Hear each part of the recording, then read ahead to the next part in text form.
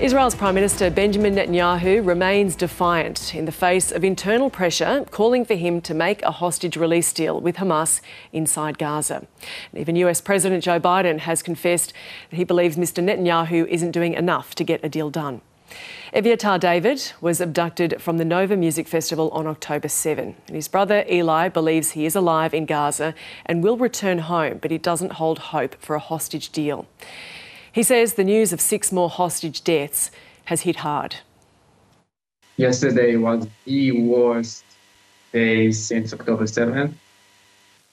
Knowing that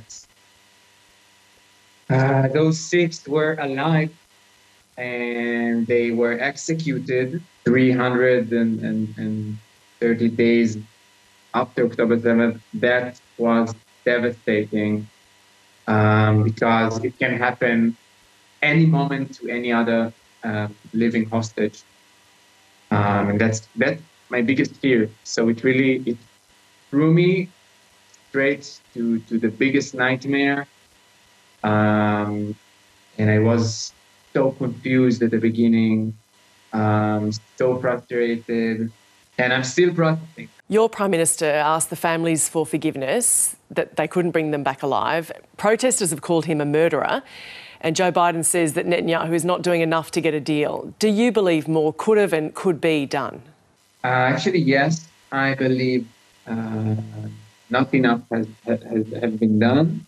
There is not enough pressure on the other side. It's one of the reasons we still haven't got a good chance to bring back the hostages. It was different on November when we had enough pressure on the other side. Then we could get many hostages back, and now it's not the situation. There is no trust on the other side, and our government afraid that if we will start right now a hostage deal, then it will be too slow, and we pass the balance point. Like right now, actual hostages are dying because we are waiting. I think something has to change. In the way we are thinking, we are operating, in the way the government managing the negotiations, something has to change. The hostages' images are everywhere in Israel, and people feel that your brother is their brother. Do you believe that these protests and the strike action, that this is a turning point? I think it is a turning point in our minds.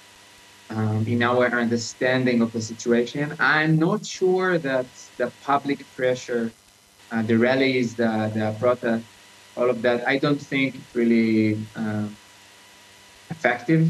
But I think something changed in the way we think.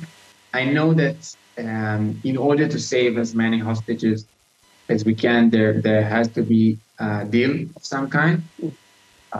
There is no, that's the best way. There is no better way. But the last month, I don't expect that Eviatar will be released in that kind of a hostage deal.